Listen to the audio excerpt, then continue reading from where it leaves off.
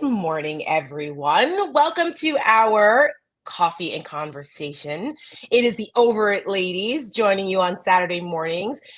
Usually there's four, but Michelle is on vacation, a much deserved one. She's traveling back today, so she sends her love and regrets for not being with you all. But so the rest of us are holding down the fort. I'm Tara Setmayer. We've got Julie Roginsky and JoJo from Jers, Joe Carducci, to hang out with us a little bit this morning, and we've decided to do these Saturday mornings because it's a cathartic community that we are building, going through this entire nightmare of an experience of this first month of the Trump administration. But there's a lot going on in our lives, and we are more than just political people. We talk politics, but we're also real people just like you guys. And this is our way of just kind of hanging out with our coffee on Saturdays with you guys, and to talk about what's gone on in the week. And we weave in some of the political stuff, but we do more of the heavy political things with culture on our Wednesday show, Over It. That's on Wednesdays at noon. So if you have not checked us out, please check us out on Wednesdays at noon, and like and subscribe on all of our socials, particularly on YouTube. We have our Mayday Media Network, which we're starting. So like and subscribe that. This is our first content, the Over It and Coffee and Conversations over there. We're going to build that out more. Please make sure you like and subscribe Seneca Project. Even though this isn't a Seneca Project direct deal, it's separate from that. But Michelle and I obviously were involved in that, and we're all in coalition together here in our efforts. And of course, make sure, if you have not, please like, subscribe, follow both Julie and JoJo. They have amazing Substacks. Julie's is Salty Politics. JoJo's is Are You Effing Kidding Me? Because of course. And my Substack is coming. We had a couple technical difficulties with the launch this week, but it's coming this next week. I promise it's coming. Uncompromised on Substack. You can go and subscribe now, but the content will come this week, I promise. So that's all of that. What kind of coffee do you have this morning, Julie, or is it tea? Oh my God. I'm super lame, you guys. I drink decaf coffee. I have not had a real cup of caffeine in probably like 13 or 14 years since I started trying to get pregnant with my son and decided to become super healthy. I got rid of caffeine because I have trouble sleeping. I still have trouble sleeping, so it's not like the caffeine did it or didn't do anything to me. But now I'm so caffeine sensitive. If I have like a sip of it, I'll be up for 3 days. So this is pure decaf coffee, decaf's finest. By the way, this is an Old Jersey panel today, which we love. It is. We love Michelle, but could we do a shout out? Although Joe is still the only person living in Jersey on this panel. But none of us are in New Jersey at the moment, which is crazy. True. That's true. But you can take the girl out of the Jers, but you can never take the Jers out of the girl. So Tara and I still are Jersey girls through and through. And know that it's the greatest state in the nation, even though we don't live there anymore. And anybody who's here from any other part of the country, I'm sorry. I'm sorry that you don't have the pleasure of being Jersey girl. We are. But it's okay. It's okay. It's okay. I should go throw my Jersey girl hat on. I have it. It's over there. I should put that on today. I feel like I'm woefully like understocked when it comes to like Jersey girl stuff. Like I'll have a lot of stuff with expletives on it, but like Jersey representing, I'm like, I need more stuff. Maybe if they just walk around giving people a finger, randomly, and it kind of speaks for itself. But punching people that call it pork roll as opposed to Taylor ham. Just go up. Right. I have a T-shirt with that. Mary P. Action Park was a rite of passage. It's such a rite of passage. I don't know if anybody ever worked there. My sister worked there. She survived? She did. She did, but she saw some shit, ladies. Oh my God. So I grew up very close to Action Park. I grew up in Sussex County, and I actually tried to be a lifeguard, but they're not a great idea. In the same wave pool where they were doing a lifeguard training, I think over a dead body many years prior or before, I forget. Have you seen the documentary? There's a documentary about it. It's insane. It's a little too close to home because like these are things that like we knew growing up, these stories. Like, I mean, that slide was legit where people would like in this like cliff section, and I almost died on that thing. I have a story about that cliff thing. Okay, so Are you serious? That Tarzan swing, I came this close to my head, the back of my head when I was like 10 on the metal dock. And literally my mom says to this day, she has flashbacks about watching like my life. Like it was this close. And nevertheless, it was the best day of my life because I loved Action Park. So like that place, it was a gauntlet. If you survived without a scar, it was remarkable. I mean, the Alpine slide alone. Yeah. But yeah, some guy died mid-fall. He had a heart attack mid-fall. Fell into the water. And then went straight down to the bottom on my sister's watch. Like he did not make it, sadly. But we used to go to Action Park all the time too when I was a kid. The Alpine slide was the best. I remember we used to have to wear proper clothes in case you wiped out, because if not, you get all those burns, right? The road burns from them. Brutal. And you would always know in the summer when you would see your friends have one of those burns that like, oh, you busted your ass on the Alpine slide, didn't you? Were you at Action Park? And yeah, it was. We used to love it. And the water was so cold because it came from the mountain. Remember, it was like part of like the mountain spring or whatever that's over there. And the water used to be ice cold. Yeah. I know. But yes, well, reminiscing about our Jersey lives, the Action Park is a rite of passage for sure, as is going down the shore, which is also our favorite pastimes as Jersey girls in the summer, which we still do. And I still do to this day because I need it. What's in I have my mug today. I'm feeling a little saucy. My mug says, I wish you were fluent in shutting the fuck up. And this is my,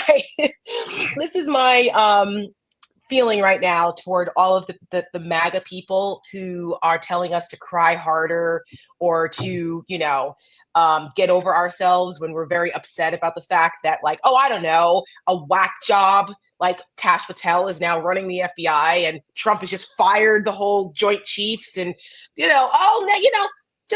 we're just fine with that. We're okay with that. So no, we're not okay with that. And this is my Jersey way of telling them they can all go kiss my ass. So because we will not. Including some people on this chat who apparently showed up just to talk shit, which by the way, you're welcome. Yeah.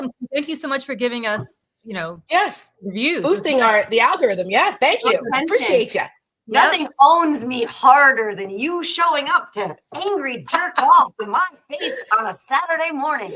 Ouch! Rage jerk. Hey, Stefan, let me do a shout out back to Slava Ukraini is absolutely right. So for Stefan here, Slava Ukraini. Yes. I mean, I say that with my Russian accent, but trust me, my heart is with Ukraine, and thank you for pointing that out because what happened can we just unpack for 1 second the fact that it feels like it is really the United States and Vladimir Putin against the rest of the world right now. That's what it fucking feels like.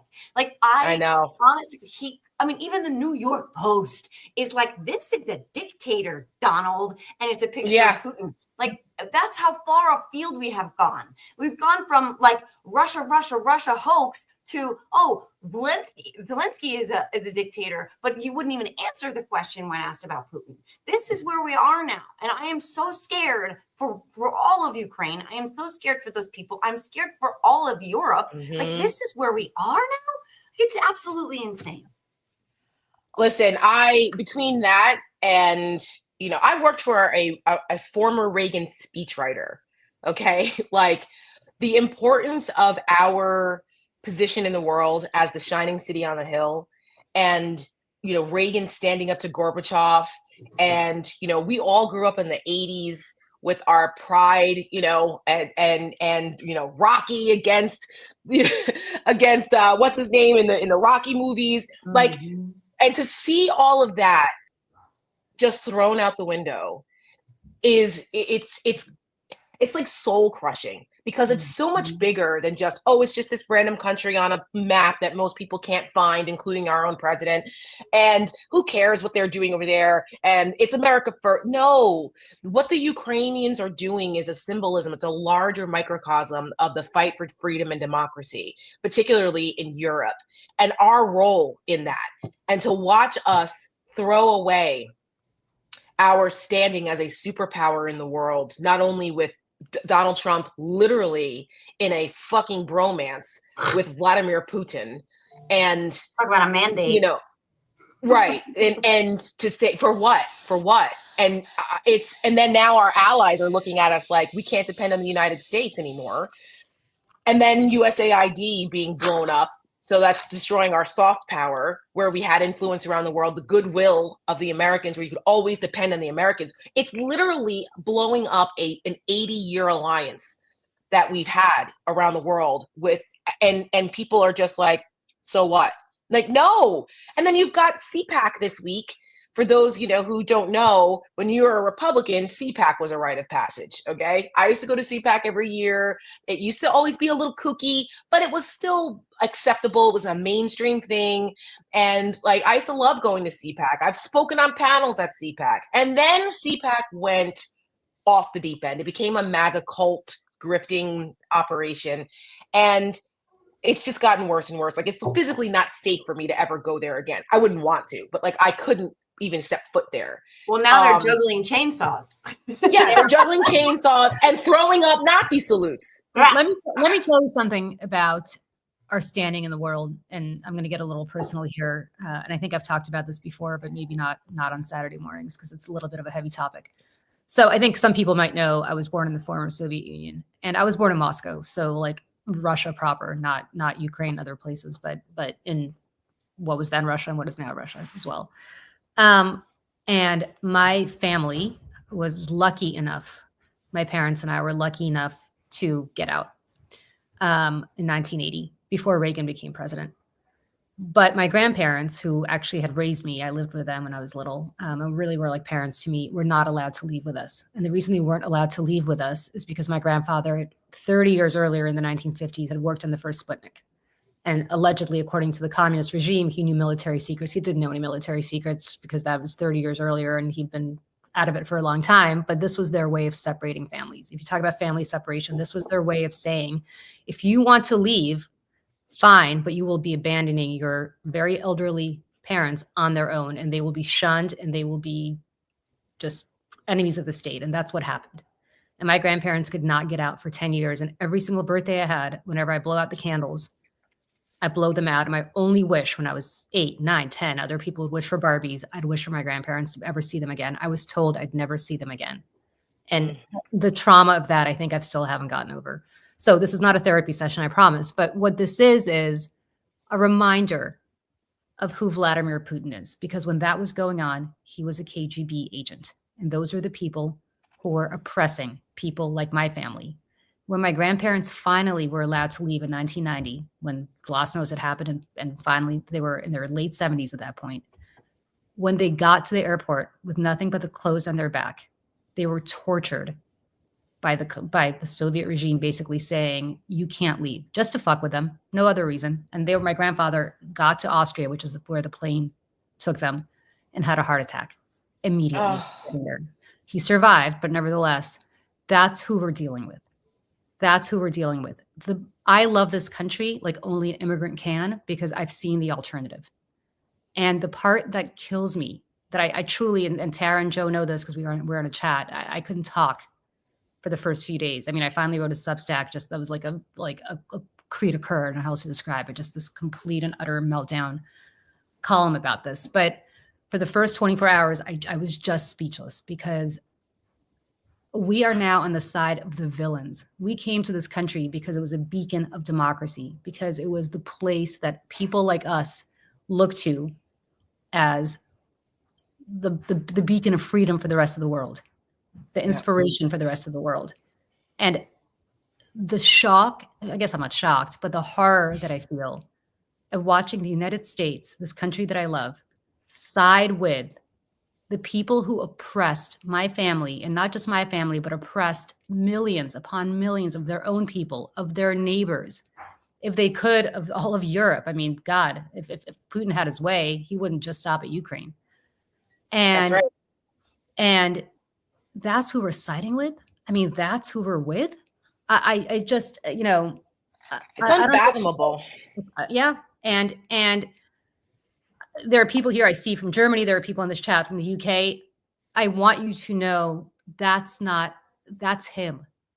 Yeah. I believe strongly the American people are not represented by him. When they voted for him, this is not what they voted for. No. I want you to know that. Not the majority. Not the majority. There are some. right? We have to acknowledge there's probably about 30 to 35% of this country that is perfectly okay with this. And that, that's that. But they're not the majority. We are the majority. And the problem is that so many people have become apathetic. Apathy is dangerous because this is what happens when people put their heads in the sand, they throw their hands up and go, oh, they're both the same. Who cares? Blah, blah, blah. No, this is what happens. So that's why we are doing what we're doing. It's to inform people, inspire them, galvanize them, because we're seeing already, to Julie's point, like most Americans didn't vote for this. And the polling is starting to show that now. And unfortunately, people are stubborn and they don't change until they pay enough of a price. And we, on the right side of this, have been screaming, sounding the alarms for years to try to avoid the pain this country is about to go through, and the rest of the world, unfortunately, because of it.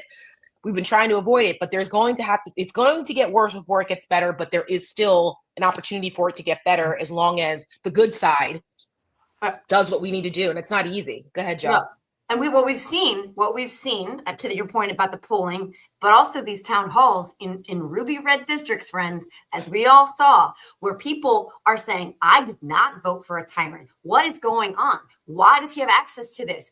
I did not vote for Elon Musk to have my social security numbers. How are you going to explain this? How are you going to stop this? These are people who voted for Trump, and they are saying we did not vote for this. And I don't know about you guys, but every time I say something like, oh, they can defund, research for childhood cancer, but Elon Musk can make $8 million a day. And then the comments are cry harder, America first. Right. This is what we voted for. And I know, as well as you know, that is a lie.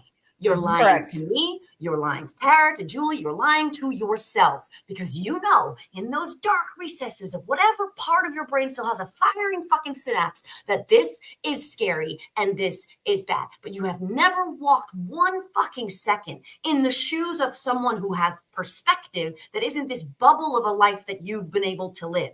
And you're starting to understand it. And the reason there's a difference between Julie and Tara and me and a whole bunch of other folks who are like, I saw this coming, is because we have faced monsters, because our families have come here from other places. My father came here from Lebanon as a teenager, seeking that shining city on a hill. I talk about this a lot. He spent 50 years of his life working for the Department of Defense to repay this country for what this country provided him. But he left something, seeking something that was better. And that American dream has not gone away. It still exists, even though all of you, Donald Trump, Elon Musk, and all the oligarchs would very much like us to believe that the American spirit is no longer. That's not true. And so for all of you in the comments, like, hey, he's our president, he's your president, Joe, he's your president too. So when you don't have workplace protections anymore and you're working 60 hours a week and getting paid for 40 and barely making it by on that, and you have no health care and your kids have no school and your wife has no reproductive care, I will not be crying harder. You'll be paying $20 for eggs if you can find them.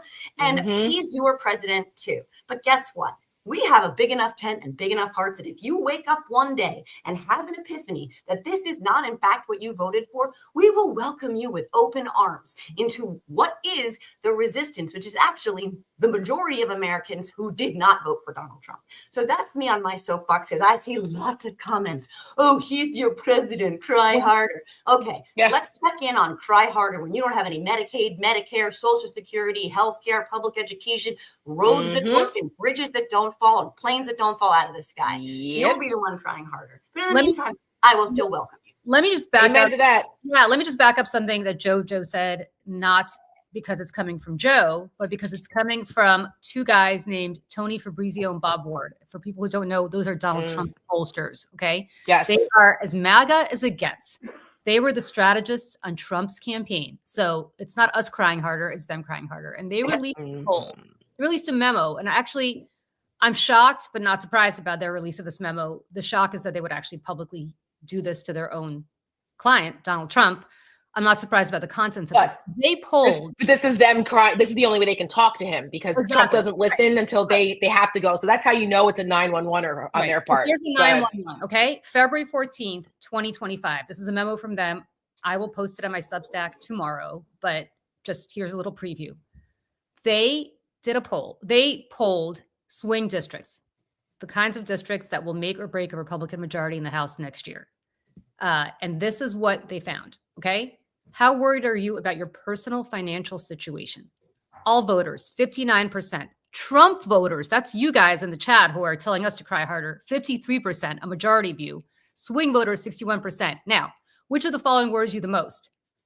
Cost of living. Cost of living, by far more than anybody else, for everybody, including Trump voters. 69% of all voters are concerned about their ability to pay for groceries. 65% of Trump voters, 72% of swing voters. In the swing districts, Democrats right now are +5, according to them. That means that if the election were held today, Democrats would win by 5 points. I want people to understand that it's not us crying harder. It's actually you guys crying harder, because you are the ones, not the people in this chat. I get that you're drinking the Kool-Aid so much that Donald Trump literally can shoot you and your mother avenue and you'll still be okay with it. But voters, people who voted for him, who are not completely gone Looney Tunes, they're the ones saying they're fed up with this shit. And P.S., it's been a month.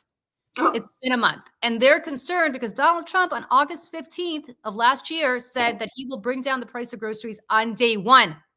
Right. Day one. Don't tell us to give him a month or 6 months. He said on day one. And he's not was higher since the last 7 months of Biden's presidency. Yeah. So the problem here is, my friends, that it's not us crying harder. We knew this. Like, nobody here is crying. We're sitting back and saying, you know, you fucked around, you found out. Sorry, Dad. Mm-hmm. But sorry, Julie's dad. Sorry, my dad keeps telling me to stop cursing on these shows. I'll do my best. But there's only so much I can do, Dad. Sorry. But the problem is that it's you who are beginning to cry harder, because you are starting to realize, according to Donald Trump's own pollsters, that you've been fucking owned. Yes. Sorry. Yes. No, you're 100% right. And I think that, you know, it's as much as we don't want to be like, we told you so, idiots, but it's like, at the same time, it breaks our heart. Like, we don't want to see our fellow Americans suffer. Okay. Like, that's not the motivation for us. The other side, with the whole chaos is the point, the cruelty is the point. Yeah, let's own the libs, cry harder, you snowflakes, whatever the dumb shit that they say. Like, that's not where we come from. We're coming from, like, we're trying to achieve a more perfect union here, right? Mm-hmm. We embrace the people. We embrace the diversity. Look at the diversity on this panel.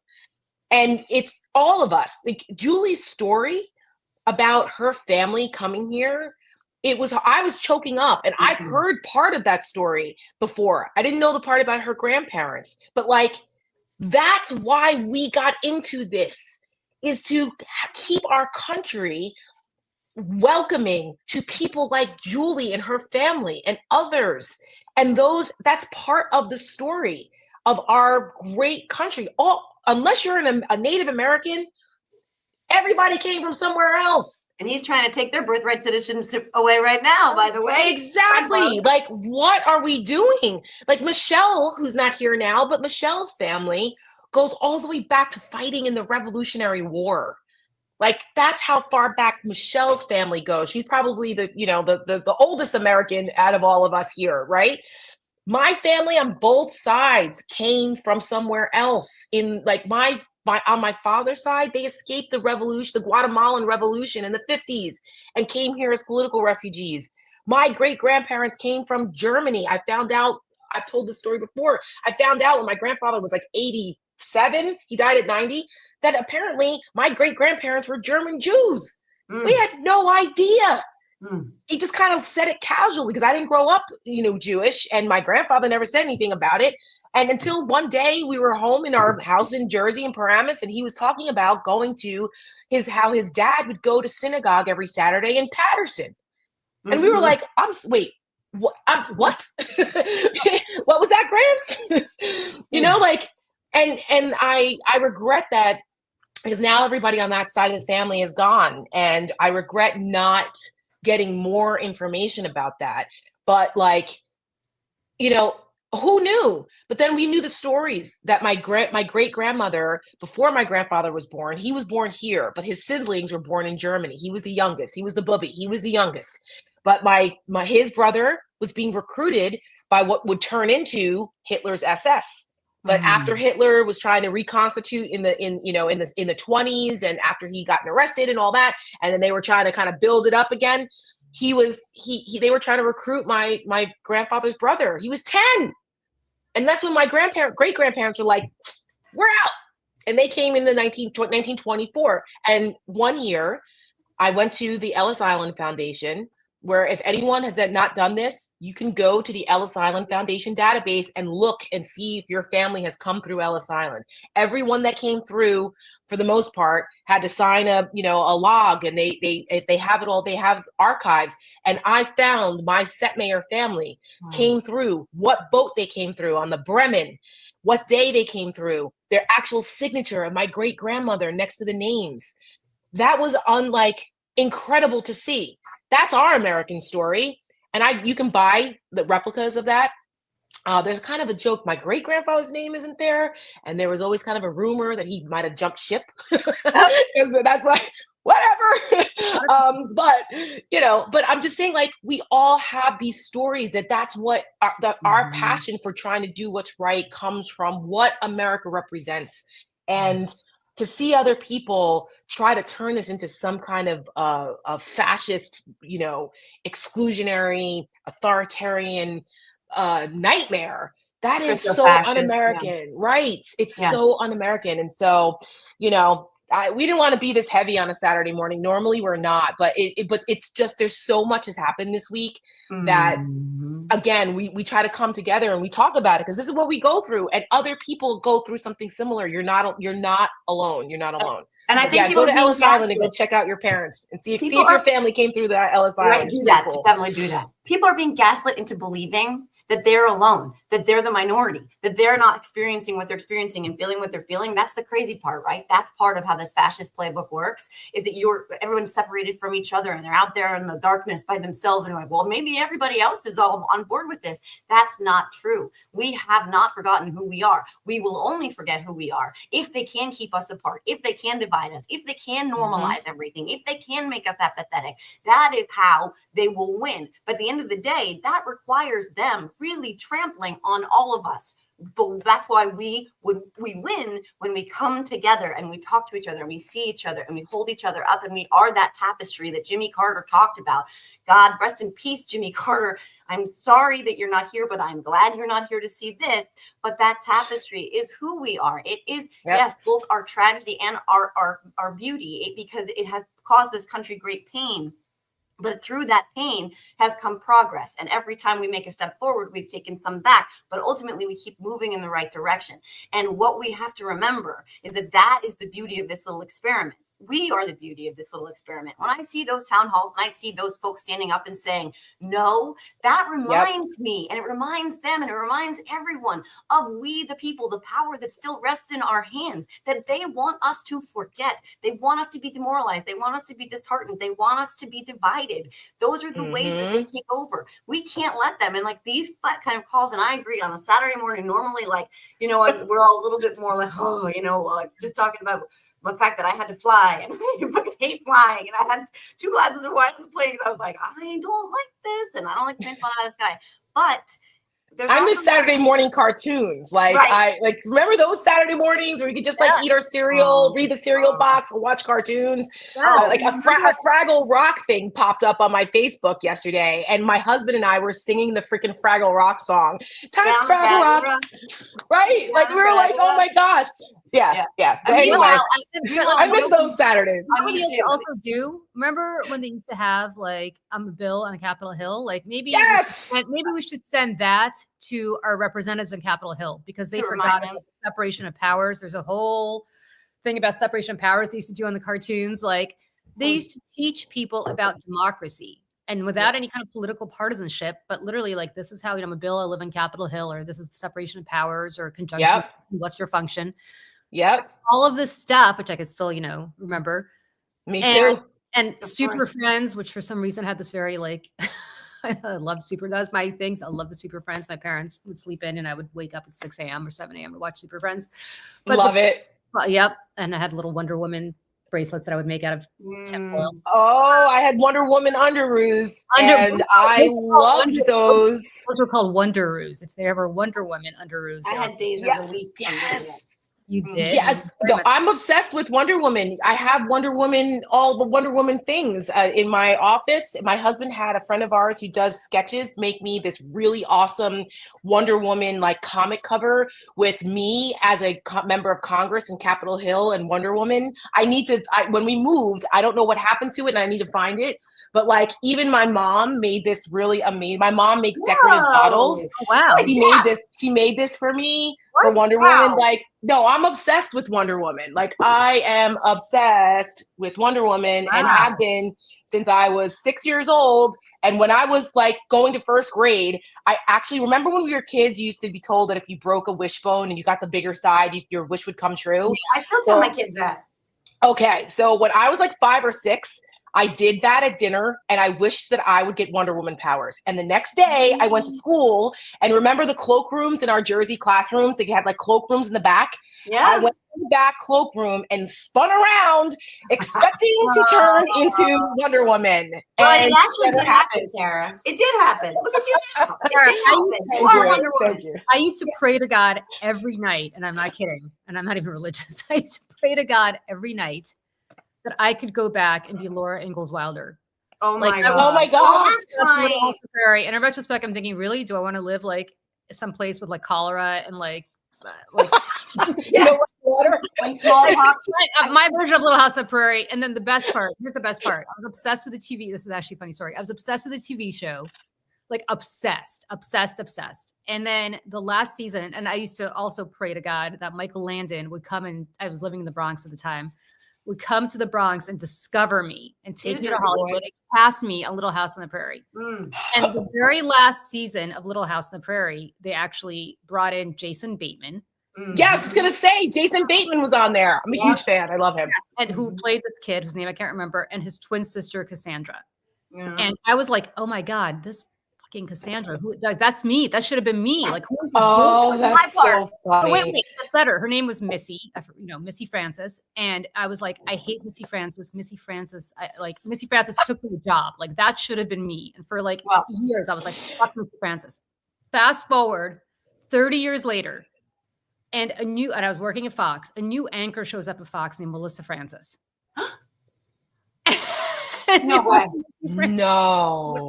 No way. Shut up. And I literally was like, were you? And she's like, yeah, that was me. I was like, oh my God. You're like, I hated you. Oh my God. Did she take her job at Fox? I said to her, I said to her, I'm like, you don't understand, Melissa. I'm like, I hate it. So she was cracking up. She then wrote a book about her life and her time in Little House on the Prairie, which I, of course, devoured, which, by the way, P.S., I no longer wanted to be Missy Francis after reading that book. But, like, it was about, like, a random story. Yeah. That is what a full circle moment that is. As long as you oh, my God. Because then it'd be like, right? Then even like, okay, enough with this chick. She was kind of bought into the Fox thing, but that's not relevant to the story. Nevertheless, she was, I can't believe I actually arch nemesis, and she and I got along really well, and she was great. But yeah, that is a great story. And I'll say, even though you didn't end up being actually Wonder Woman, and Julie, you didn't end up on Little House on the Prairie, I was obsessed with Land of the Lost, and at least Marjorie Taylor Greene did grow up to be Chaka. So at least there's that. Oh my God, Joe. Sorry. Oh my God. No, that is hilarious. That is hilarious. There is no shortage of jokes for that horrible person. I want to address something that Carol Glynn just said about the Statue of Liberty. And I want her to know that for folks, when you subscribe to my Substack, my logo is in fact a warrior Lady Liberty for all the reasons. Yeah. And so thank you for that, Carol, because yes, I was looking for what could symbolize what represented me and what I'm trying to put forth in my Substack and what I'm going to offer. And we were talking about it. Joe has been really awesome in helping me develop it because she's awesome on Substack too. And Julie has her Substacks are so informative and just heartfelt. And I'm like, they're like, get your ass on Substack. So I was like, all right. But I'm like, I need some kind of cool. It was actually Julie's freaking Salty Politics cool Substack that I was like, this really pops. I'm like, I need something that pops. And so the Lady Liberty, the twist on Lady Liberty and all of what she represents as a warrior. I always cry when I think about the inscription at the bottom. Give me your tired, your poor. Like I know it by heart. And I Statue of Liberty when he was maybe, because if you live in New York, it's not that hard. I took him when maybe he was like 7 or 5 or something, a long time ago. And I started telling him what the description was, and I started crying. And he was like, "Are you okay?"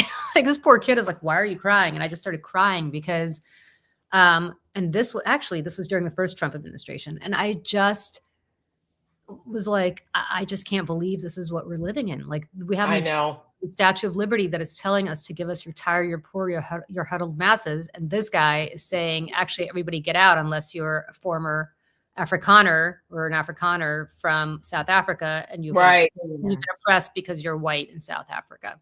Yeah. It's South Africa. Unbelievable. Yeah. Like, that's what we've got a bunch of techno bros from South Africa that are undermining our democracy and using pulling the levers of power so that they can live in this weirdo techno feudalism thing. I just did, and I'm probably going to write more about this eventually, but like Michelle and I just did on our show, The Stakes, on Thursday for Seneca Project. We talked about this guy, Curtis Jarvin, who I had no idea about, really. This is like out there in open, it's open source. It's been out there under our noses.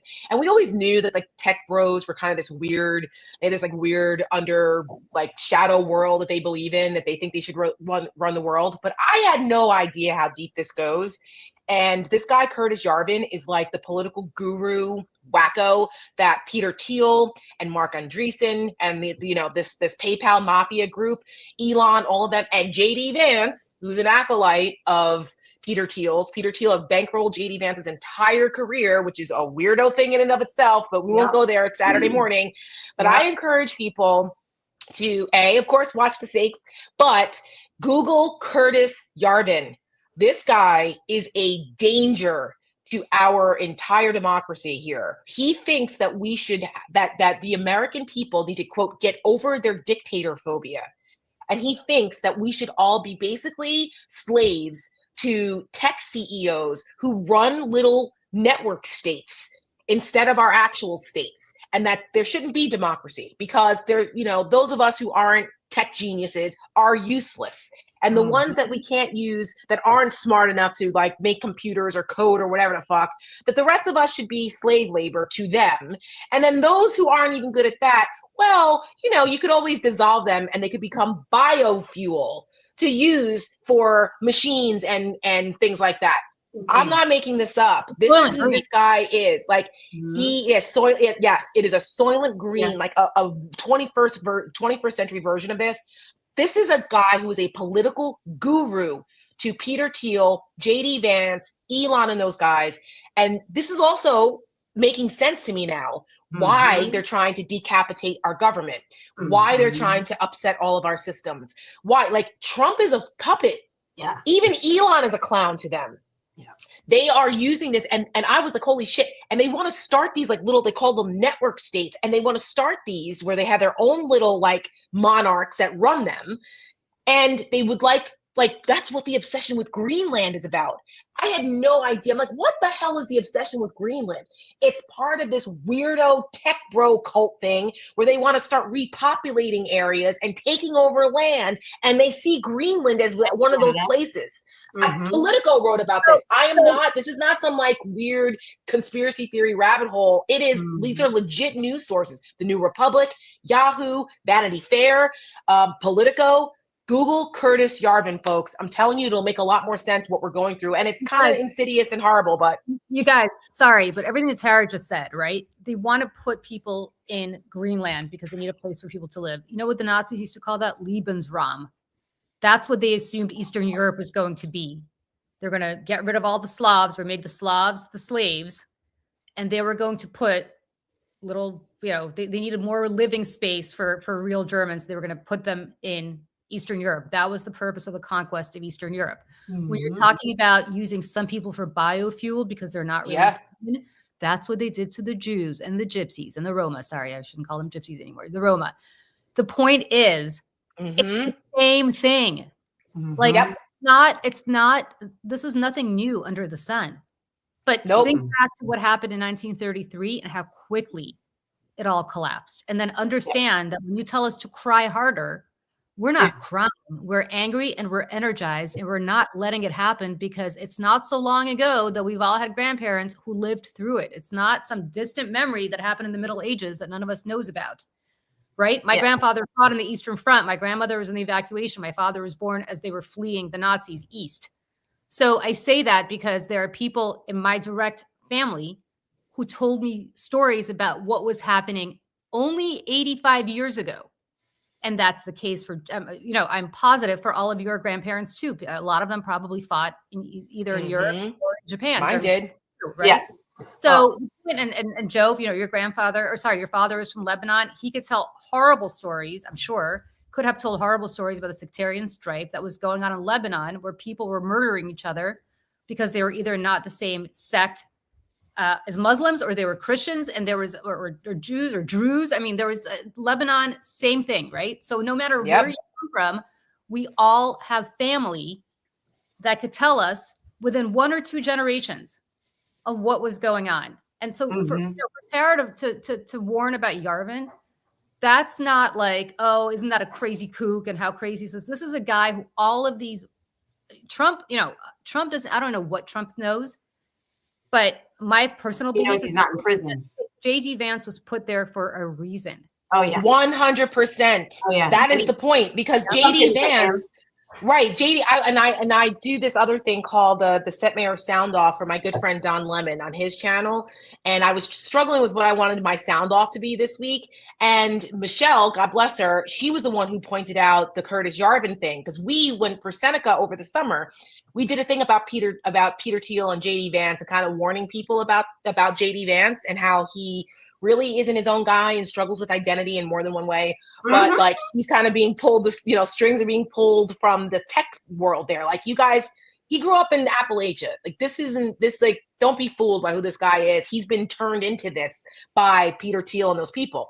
But we didn't know how deep it went. And I had never heard of Curtis Yarvin, and Michelle hadn't either until this week. And in my sound off, I point this out. I'm like, listen, Trump didn't get these ideas from nowhere. Like, he's an imbecile on these things. He's an ignoramus. He's a very good marketer and a good bullshitter. He's not an intellectual. He's not into political philosophy. He's just doing that. They know how to stroke him to get him to do what they want. He's a Manchurian. I know, if they could find it. That they know. They just, they're trying to use him as a Manchurian candidate here and just do what they want.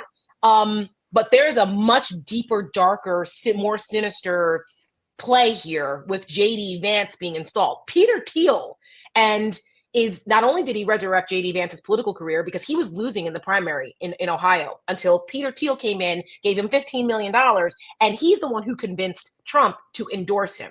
Yeah. And then it was Peter Thiel who convinced Trump to pick him as vice president. And you know who else? Don Jr. is also an ass kisser of Peter Thiel. So these guys these tech bro billionaires are pulling the strings, because Trump and his family, they're a bunch of useful fucking idiots. I mean, did you see Lara Trump? She's got a song out now. She's doing a song with French Montana. Like, oh my God. These are the people in charge. I can't. Yes. But I mean, that's just kind of silly and stupid. I wish that was the only problem. But that's why we need to know. They're assuming that people don't pay attention. They're not going to know. And it's all happening in plain sight under our noses. But we're here to inform people. And now you know. Yeah, that and what kills me is why any of these average Joes think they're going to end up in the Oligarch lottery on the top of Mount Dojebag. You're not. They are not going to come knocking on your average white guy, median income household door going, hello, we would like to welcome you into the fold of all of our wealth and all of our spoils and our riches. No, y'all, you're going to be the ones that are going to be enslaved or liquefied into whatever the fuck they want to use your bodies for. They're not looking at you. They're looking beyond you. They're looking through you. Like, why are you going to throw everything away right now when you are going to be the one that is expendable to them? You have always been the ones that have been expendable to them. We all are. They're the ones who are not. So why I will never, and I would tell this all the time, I will squeeze this guy for this answer. And I know that there's a lot of cognitive dissonance, and I know that folks are like just digging in deeper, because it's like, you want to call me a stupid racist? I'll show you a stupid racist. But still, Seriously, please just listen, open your eyes and listen to what we're saying. Listen to this stuff about the bigger picture, because none of this is random. Trump is an incurious idiot. There is no way he woke up one morning and said, you know what? I want Greenland. I need that canal down there that I never once mentioned, not one time during the 4 years I was in office. These things are coming from somewhere else where they hand him a coloring book and they say, you need to say these things. We kept you out of jail. And that's it. That's it. Yes, that's 100% right. Listen, I was at an event on Thursday, and you guys know that I was like, oh God. And it was interesting. It was interesting. It was with a lot of like kind of hoity-toity people, but a lot of them were in the tech space too. And one of them was a former cybersecurity guy for Biden. And actually, he'd been in government for a couple years, and he was in cybersecurity in the government during Trump. And he would go and have to brief, like he was part of the NSC, and they would go brief Trump. And he said, do you have any idea how many times this guy would bring up the Insurrection Act? Because we would have to, and people in the room would have to be like, no, sir, like that doesn't apply here. He was obsessed with the Insurrection Act. And this was back in 2020. So you look at what he's doing now. So they give him a couple of these like little things that he obsessed. The Insurrection Act is not a little thing. It's actually a big thing, but it's something that he focuses on while they're doing all this other stuff. So they go, here's your little toy that you could play with. You know, you can have the power under the Insurrection Act.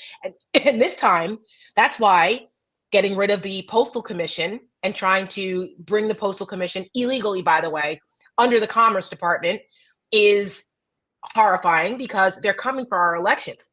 That's why this decapitation of this purging of the Joint Chiefs, that is horrifying. Because what else did Trump obsess over in 2020?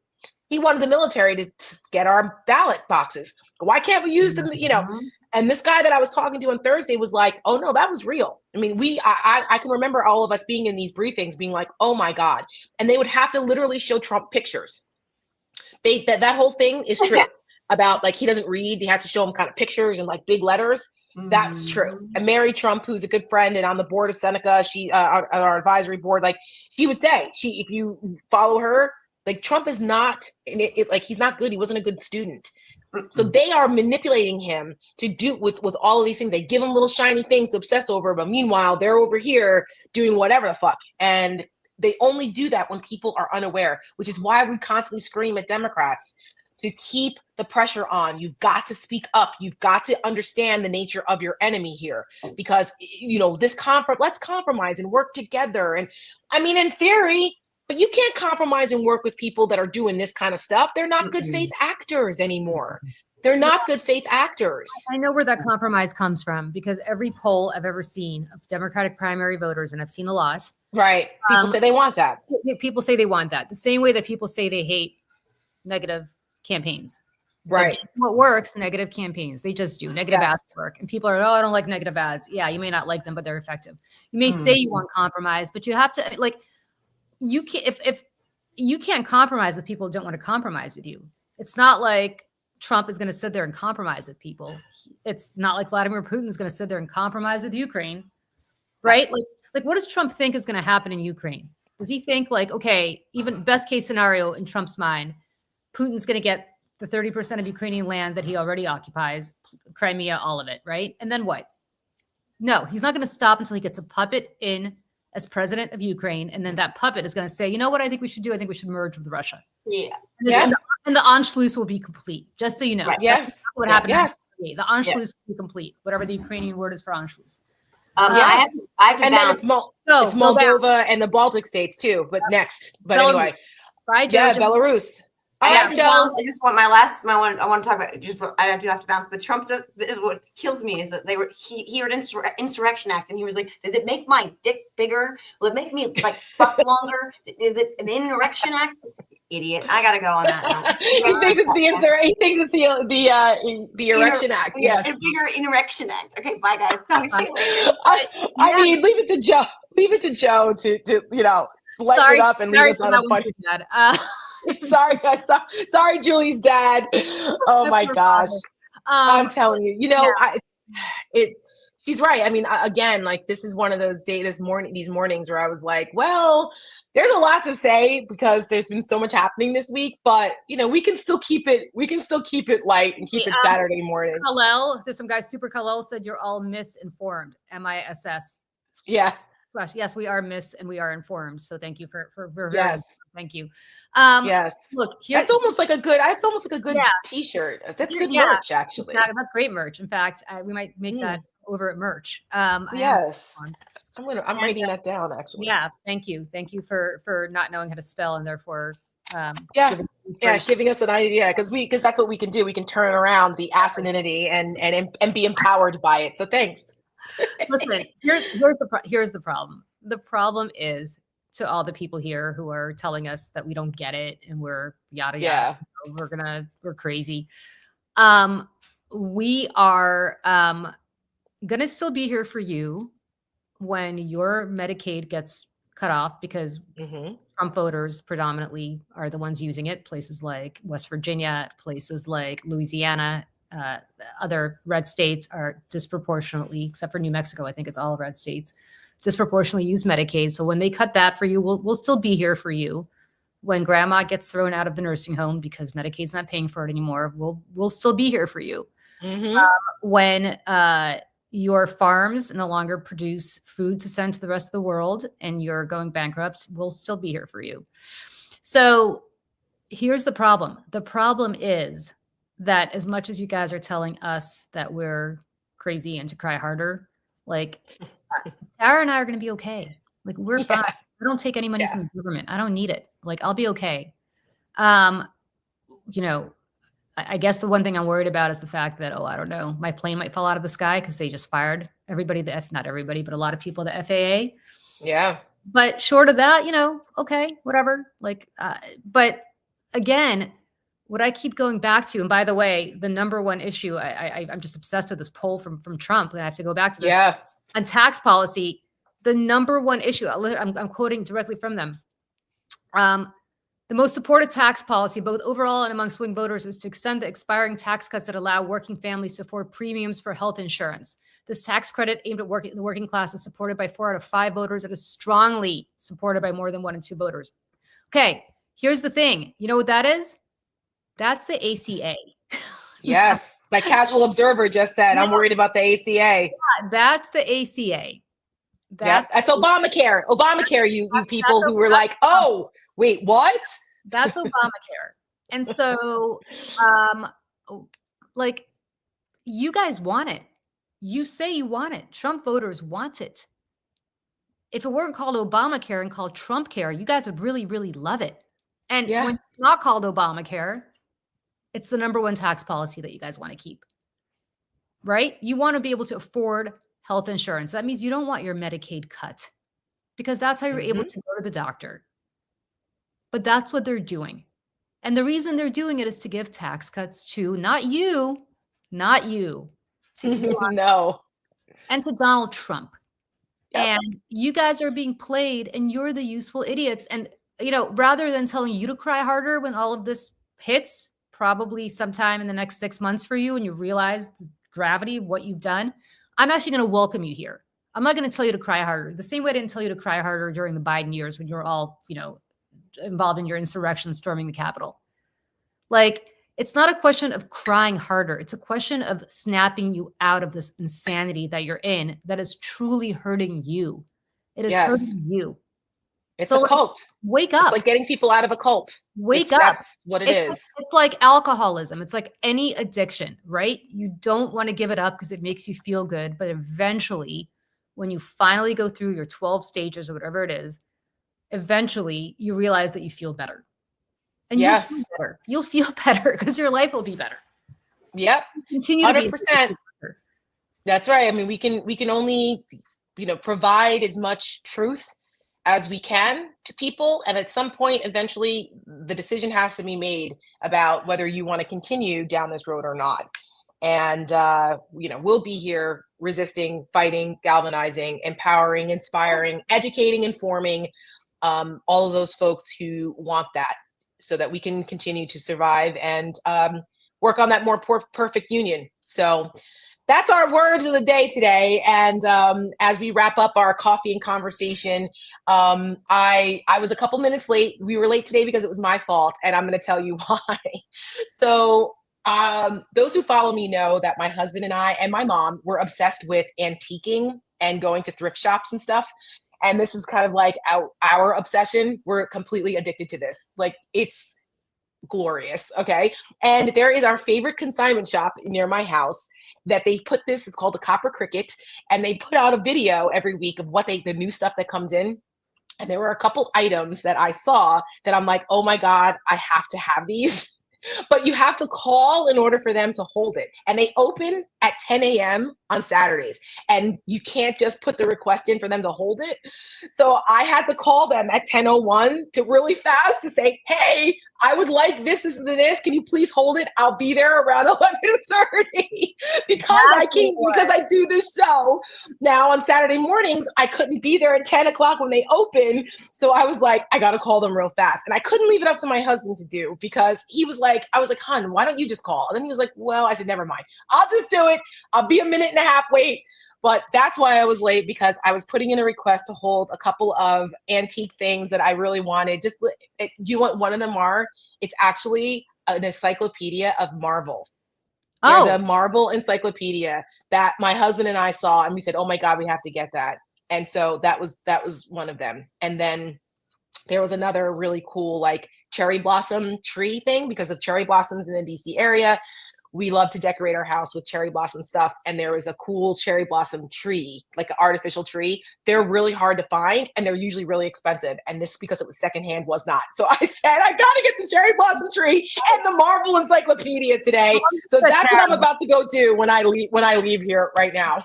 One thing about Tara, real quick before you go, which is amazing, is you actually decorate your house for like every cherry blossom season. I have 2 wreaths for my house, right? One and buy, which is the previous owner left. One normal and the other for Christmas. You think I would actually bother taking one wreath off and putting the Christmas wreath on? No, I can't even be bothered to do that. You are the complete antithesis of me. Like, what you see is what you get 365 days a year. I cannot be bothered to do anything. Oh my gosh. Well, it makes us for cherry blossom season, which is amazing.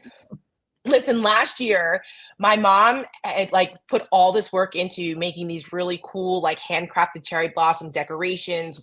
She painted things to hang on our tree out front. We have this really cool magnolia tree because they have this decorate your stoop contest for the cherry blossom festival. We didn't know. So we were like, a contest? I told you, we're like, if there's a contest, we're in. Amazing. So we decorated beautifully and we got screwed. We should have won.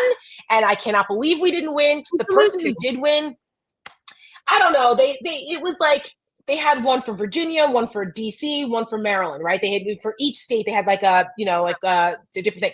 And when I don't know what they were looking at, but it was the fix was it was a racket. So my mom and I were pissed off and we said, well, you know what? We're not going to enter the contest again this year. And people were very upset about this because it was I don't know how we lost. I posted it on my Instagram last year, I think. I had to be careful because I didn't want my address there, but I think you could see what we did. It was spectacular. And we lost to some crap. I don't know. But we're still going to decorate again this year. Find that guy and kick his ass. That's all I'm saying. I know. Well, no, it wasn't the guy's fault. It was whoever the judges were. The judges were for the contest because it was a racket. It was a rigged election. We should storm wherever they are with their pick. I know. We're storming the cherry blossom festival this year. No, but anyway, so yeah, we started doing that now. I mean, the cherry blossoms are just such a beautiful display in Washington. If you've never seen them, it's one of those things that you just really should experience at least once in your life. And it's like our version of the Rose Parade. So anyway, so that's what we do. You're right, Julie. We do decorate for all kinds of things all the time, and it brings us joy, and it is a reprieve from all of this. So that is the word of the day today is reprieve. Have a reprieve from all of this, things that bring you joy so you have balance. because you still have to find joy in the little things. You don't want to get yourself burned out. And for us, it's thrift shops and antique things. And that's what we do, and decorate and teas. I collect tea sets, like antique tea pots and things. And I have a beautiful set from Ukraine that I got, and I saw at a shop, and I said, I have to get this. It's absolutely beautiful. I should start like drinking tea. I'll join you, Julie, and I'll start drinking tea on Saturday mornings and show off my tea things. But it became an obsession, and it actually started because we were at a thrift shop, and I found a German teapot that was made in West Germany, and it had like a marking on it. So it was like during the time where things were divided, and it was like the US side of the Germany. And I was like, oh my gosh, this is unbelievable. So it really started with like a World War II reference for German China. And then from that point on, it was almost like FOMO. When we'd go into these thrift shops or go into these antique stores, I would look for these kinds of things because it was memorabilia, from a time that it was just fascinating in history, but also for my own personal tie to Germany and Bavaria. And just last week, I got this beautiful set of dishes and cups. They're like not normal saucers. They're like almost like regular sized dishes. They're hand painted with flowers, and they have like the little, like, where you put your cup in, like a saucer. And they're from Bavaria, and they're numbered. Yes. And I said, oh my gosh. And they are beautiful. I bought the whole set. There was 18 plates, but only 6 cups, but I didn't care. And I gave some to my mom, and I said, Mom, you got to have these, because it has a tie to Bavaria, where my family is from, in Germany, and they're just beautiful. And we got them for like $15. Like, it doesn't even make any sense how beautiful these things are. So I've never seen anything like them. I should start showing some of these things when I'm obsessed with, and my husband was like rolling his eyes because I'm obsessed with La Creuset. You know La Creuset? Oh, so yes, I have a friend that loves them. Like, that's just, oh my God, yes. So many of them. I have like this entire house is full of La Creuset sets, and I don't ever use them. I just look at them and stare at them. They're so pretty. They're so pretty. They're so nice. I love it. All right, guys, we're going to go. Anyway, so that's it. So we're going to go. Wait. 2 things. One, join us next Wednesday at noon for Over It, live at noon Eastern. You guys can catch the replay, but we would love to have you join us, and join us again next Saturday. Michelle, I think, will be back. She should be, yes. She'll definitely be back. We should all be back. Yeah. So we're all going to be here, and thank you for spending your Saturdays with us. I'm on MSNBC on Amen tonight at 8 p.m. If anybody is bored and wants to do Saturday night at 8 p.m. if they have nothing better to do. And we are so grateful to all of you for spending the morning with us. Like, yes, this wonderful to be building this community with all of you together. Thank you. Have a wonderful day and weekend. And we will see you guys Wednesday and Saturday. Goodbye. Thanks. Bye, guys. Sending good vibes to Michelle. She's flying today. She's a nervous wreck. So we're all sending loves, prayers, and good vibes to Michelle and her hubby, and safe travels back for her. So thanks, guys. Bye, everybody. Bye.